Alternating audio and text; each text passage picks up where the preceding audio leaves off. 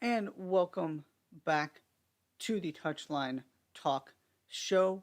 Before I jump into the second segment, the Premier League Panic Meter here, I want to take a quick moment to say be sure to hit that subscribe button so you don't miss the rest of the video content I put out every single week. And now, time to jump in. Okay. The idea here is I've picked 5 clubs in various forms of disarray in the Premier League. Most of them near the bottom of the table, not all of them, some of them managers on the hot seat, all of that kind of stuff. And I've assigned them all a number 1 through 10, 10 being it's time to push the panic button, this is falling apart. 1, everything is just fine, there's no need to panic whatsoever. First up on our list, Chelsea. I gave Chelsea a 7. This is another one of those situations where it's kind of both things can be true. This has been a disastrous season. It is going to have major consequences moving forward because it is hard to see a way in which Chelsea qualify for the Champions League, and they're going to have some work to do to even get to the Europa League at this point. At the same time, they are not the 10th best team in the Premier League. The injuries are a massive part of this. The number of them is staggering. And it's across the board. At just about every, you lost some of your midfield. You lost Wesley Fofana. Christian Pulisic is now injured in addition to everybody else. They just don't have the bodies. I mean, go look at some of the players that were on that bench and that were playing against Manchester City. That's why I couldn't go any higher than a 7. And now there's this conversation about should they fire Graham Potter. That is not the answer to this. And we're getting to a point where we're going to learn, is Todd Boehly really different? Is this a different Chelsea? Because a lot of the behavior so far has been awfully similar to Roman Abramovich. And this is the biggest decision yet in terms of separating this Chelsea from previous Chelsea. Because previous Chelsea fires Graham Potter. New Chelsea that's supposedly teaching patience and allowing Graham Potter to build lets him work through this and understand that he can't control the injuries. And I think Graham Potter said something to the effect of, it's not like I don't remember exactly what the words were, but I saw some quote where he was basically saying, it's not like I became a bad manager overnight. People thought I was pretty good about this a couple months ago. And he's right.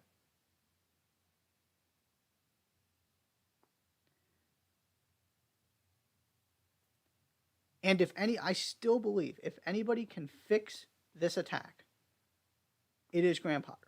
And that's the other reason this is at a 7. Is because that attack is a problem. And João Felix,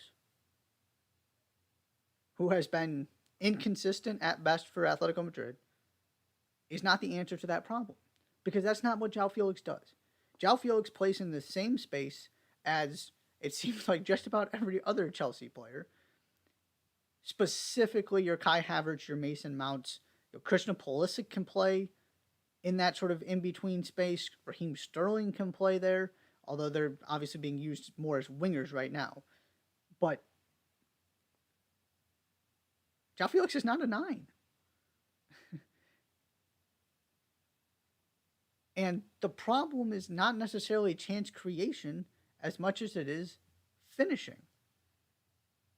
Because you have a team of players outside of arguably Pulisic, who can't stay healthy, who are not good finishers.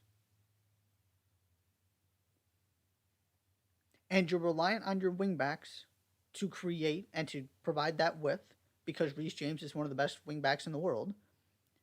And I forgot to mention him on the injury list, right? So he's not there either. You don't have your wingbacks, because Ben Chilwell also on the other side. Now, you also have the luxury of going to buy Marc Cucurella, so theoretically your left side should be fine. But all of this is part of it. Reece James is not just an important player for Chelsea. Reece James is an integral part of the way that they build their attack. There aren't many teams that operate that way, but Chelsea is one of them. And so all of this kind of has to be rebuilt and reorganized, and that can't happen until they get healthy again. So that's where I kind of landed on a 7. This is a legitimate concern. It's not time to press the panic button and blow this thing up. It's way too soon for that. But in terms of trying to keep pace with everybody else, with what Newcastle's doing, with where Arsenal are at, Liverpool just bought Cody Gakpo. Now, was that the signing Liverpool needed? That's a different conversation. But until Jurgen Klopp leaves, I don't think they're going anywhere. Might they take a step back? I mean, they're not the Liverpool of old. That's been pretty obvious this season. But they're going to be in that top 4 conversation. Manchester United, I just laid out why I'm a believer in them in the previous segment. And Spurs are just there. Your margin of error is getting really slim. This battle for top 4 is finally actually getting to a point. Every year I feel like I try and convince myself that it's really going to be, a 6-team race, and it just never ends up that way. And it's not really looking that way this season because Chelsea are not part of it at the moment. But it is getting more difficult and more difficult to make the Champions League.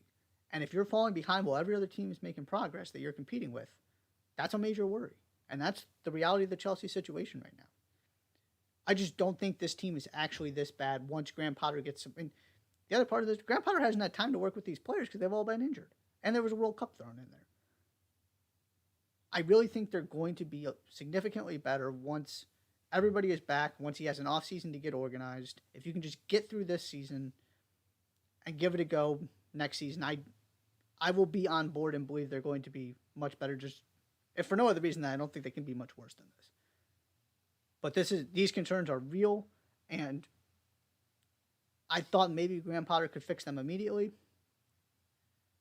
I'm not convinced that just Graham Potter as Graham Potter can fix these problems the way he elevated Brighton. I still think if anybody is the right person to ultimately get this to work, it is him. But they still haven't spent enough money, as remarkable as that is to say, because they haven't spent it in the right places. And now they have all these wingers and all these number 10s and attacking midfielders. All of them can't play at the same time, which hasn't been much of an issue because they're all injured. Now you bring in João Felix, and I don't see any of them as the solution. So that is why I have Chelsea at a 7. Next on the list, Everton. Up to a 9. Everton haven't won since October 26th.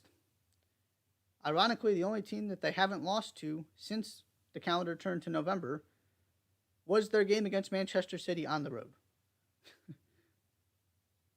Try and make that one make sense. I've got nothing. Other than that, though, it's been loss after loss. There are a couple reasons why I have this panic meter so high. One, there was never and is nothing to suggest this was going to be any better this season than it was last season. Except for the optimistic viewpoint of, well, that was awful, but we survived. Maybe it'll be better next season because we'll just sort of find a way to get off to a good start and avoid this thing again. And Richarlison was a huge part of that, and then you sell Richarlison. Number 2, Everton don't have money because of the stadium, because of financial fair play. They didn't sell Richarlison to finance a rebuild. They sold Richarlison because they needed the money. And so, they made some signings in the offseason, in that summer transfer window. I went to bat for Dwight McNeil. Not that I had high hopes, but I thought maybe he could really give them something. Hasn't really worked out. I'll just always believe in his skill set. I loved him at Burnley, but he's not the kind of guy that's going to carry you through a relegation battle the way Richarlison did. And now, again, as you're watching all of these other teams around them in the relegation battle spend big money, Everton don't have any. And then number 3 is just the fan situation, the tension, the frustration with ownership. I don't think there's a more toxic, and Chelsea's a different conversation in that sense. In the relegation context, nobody is anywhere near as toxic right now as Everton, with, Frank Lampard's getting official statements of support. You've got fan protests, fans going after the board. And again, I mean, maybe Dominic Calvert-Lewin can find a way to stay healthy and get on a really good run of form, but he's just about the only guy that has any hope of saving this by himself. And he just hasn't proven he can be that guy. Injuries have a lot to do with that. But outside of him, there's just nothing. They're not defending well. They're not scoring goals. And it doesn't look like there's a lot of help coming. And so a lot of the way that I'm kind of approaching this panic meter is, are there reasons for me to believe things are going to change? Can I point to things and say, as bad as this looks, here's why I think it might end up being better, and here's why I think it can turn around? And I don't have anything for Everton. The other thing, too, is if you decide to make a managerial change, you're already behind most of the other teams down in the relegation zone you're battling with, because Wolves, Southampton, in particular, those are the two that come to mind, have already made their managerial change and are already kind of on the reorganization. I don't have Wolves as one of these 5 because I do think Wolves are ultimately going to be fine and have done some good things under Julian Lopetegui. And you've already seen what Southampton are starting to get going. They've already made the managerial change. They're starting to get those ideas across. So if you make the change now, you're behind the timeline there.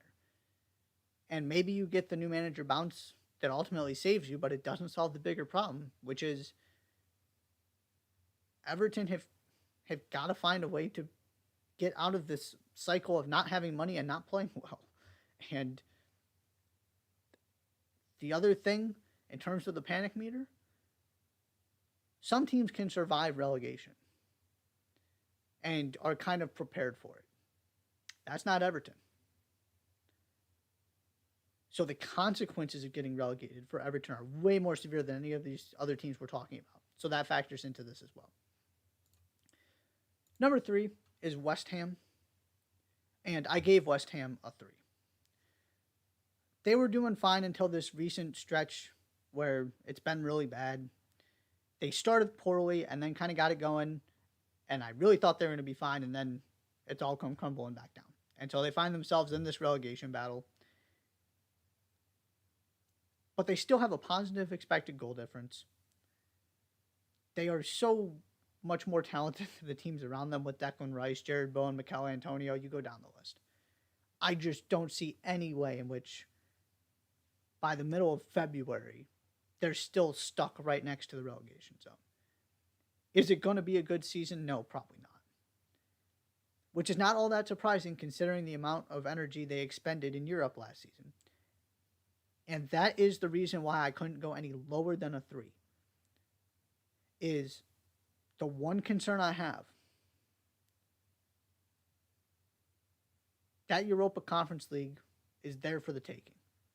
They should have a really deep run in that competition, which is going to stretch them thin, and they're going to have to play all these other games that the rest of the teams down near the bottom aren't going to have to play. And as much money as they try and spend and as much depth as they try and build, they're still not to the point where they can manage that effectively. I don't think it's going to get close to them getting relegated. But the difference between being in a race for a top 7 position, a European spot, and being 14th, the Europa Conference League could absolutely be that different. So that is the one concern I have for West Ham. But David Moyes has been too good since he got this job and sort of took this project back over, I refuse to put them in the same category as the rest of these teams near the bottom of the Premier League. Number 4, talked about them at the beginning of the show, Southampton. This was a 10 until the Manchester City game, and I dropped it to an 8. Partially because I believe what is happening. I believe that Nathan Jones is good at what he does, and if you give him some time, it's going to get a little bit better, and it couldn't have gotten much worse. But judging him after a month is just not fair, especially, you got a World Cup in there. It's been just kind of strange. You also got some reinforcements coming in the transfer window, and here's your stretch of Premier League games for Southampton. At Everton, that's a big one. Versus Aston Villa, that's winnable. At Brentford, you never know. Brentford seems to be able to take points off of every Big Six club they play, but sometimes they drop points they shouldn't. It's been kind of weird that way. Versus Wolves, another crucial game and a winnable one. At Chelsea, at the current moment, not as terrifying as normal. At Leeds, that's a game you can win. Versus Leicester, that's a game you can win. There's a stretch here against the teams you're battling for relegation, against some of the other teams that are just kind of up there in the middle to, sort of that 10 to 15 range in the table. If there's I keep saying this, if Southampton's going to do this, it's got to be now. And what better way to start than winning 2 cup games, getting yourself into, the later rounds of both domestic cup competitions, beating Manchester City, feeling much better about yourself, easing some of the tension with the fans. There is a path, right? I talked about the optimism. I have a reason to believe they're going to at least get themselves out of the bottom of the table and make this interesting. I am still very concerned overall because they've been awful. And they weren't good in the FA Cup game either. This was probably the first good...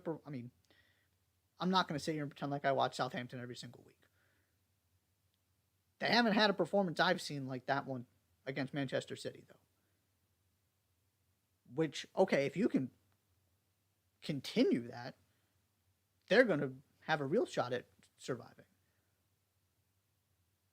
But I need to see them do this in the Premier League for multiple games before I believe that's who Southampton are now. But the conversation has changed because I wasn't really interested in giving them much of a shot at all a week ago. And now here we are, and it's a completely different situation. The problem is, as great as those cup wins were, they don't do anything for you in terms of actually helping you survive relegation. You got to put points on the board in these games coming up, and that starts with this Everton game. I still think they get relegated. If for no other reason than I just can't point to other teams that are going to kind of voluntarily exit the fold. It looked like that team was going to be Southampton. I believe in Wolves. Everton are at least going to go down fighting. It's just been a weird season in the relegation zone like that, where, it looked for a minute like that might have been Nottingham Forest. Bournemouth have had a couple rough spots, but Bournemouth have also been good overall, and Nottingham Forest are really starting to pick things up. There's just no obvious relegation candidates where you go, that team is really bad and they're just gone, it's over. The team I think is in most danger of that is Southampton. But my panic level is higher for Everton after what I've seen and what I think can happen because of these cup wins. I really, really believe in the confidence and the positivity these wins can bring. So I'm panicking a little bit more about Everton, but it's a 9 versus an 8. Both of these teams have a lot to figure out. And then finally, number 5. It's not a panic meter if we don't talk about Leeds United. I don't like this conversation. This conversation annoys me, so I try and avoid it. But this is a place where I feel like it is actually appropriate to discuss it. I've got Leeds at a 5. We'll start with the bad. That back line simply isn't good enough. Landing Kai Wagner from the Philadelphia Union made all the sense in the world to me, and it doesn't look like they're going to do it, which is a massive boost for the Union, we'll get to that when we start previewing MLS. But it across the board, the center backs, Luke Ayling, I've really started to wonder sometimes what he's doing when I've watched him at right back. And you're still not really, you don't really have a natural left back. It's just not good enough, and it's particularly not good enough when you're playing this kind of style. And it's the bad combination when it goes bad for Leeds, right? You get cut through because you're playing this high press and you're leaving yourself vulnerable, and at the same time you don't have what has allowed Liverpool to be so successful with their press, which is those elite center backs and guys that can sort of cover for you and cover those mistakes. They just don't, Leeds don't have those players. And then the other side of the field, Rodrigo is the only goal scorer I trust on this team. There have been guys at other times who have kind of really picked it up and carried the goal scoring load for a game or two and gotten into really good form, and then they just fall off a cliff again. But nobody else is consistently scoring goals. Rodrigo is not enough. And so it's not just one side of the field, it's both. And you look at this team after you sell a Rafinha, and Patrick Bamford is nowhere to be found. That's the other part of this. And you sell Calvin Phillips. This is just who this Leeds team is. I don't see quit in them. I don't see a point in firing Jesse Marsch. I think they're going to avoid relegation, and I don't think it's going to be that close. They're just the 13th, 14th, 15th best team in the Premier League. Is that frustrating for Leeds fans who are hoping to see progress after it looked like they might be able to sort of build on a really good return to the Premier League? Yeah, sure, it's frustrating. It's not that much better than last season. I would argue it's slightly. But you're one bad stretch of games from falling right back to the very stressful ending you had last season, which is why I'm at a 5. There's reason to worry. The worry for me is really not we're staring relegation in the face. It's more, is this as good as it's going to get? What are these issues going to get fixed? Because it's kind of the same thing over and over. It's the same issues with Bielsa. It's the same issues with Marsch. The good news, though, and the other reason I'm kind of optimistic is there are a bunch of winnable games coming up here, too. If you go look at their schedule. And they just don't have to do that much to avoid relegation. They're in a fine spot. Starting really well helps in this regard, right? Where even though it's been pretty bad, they haven't been in the relegation zone because they were up there in the top half of the table for a little while because they got a couple nice wins to start the season and picked up some points. They just drew with Newcastle. It's not like it's a disaster. It's just one of those, I don't know what else you're supposed to expect. And I'm not firing the manager unless I really feel like that's going to save us from relegation. And in order to feel like that's going to save you from relegation, you got to convince me that you're actually needing to be saved from relegation, and I just don't think that's the case. So, got Leeds United as a 5. That is the Premier League panic meter.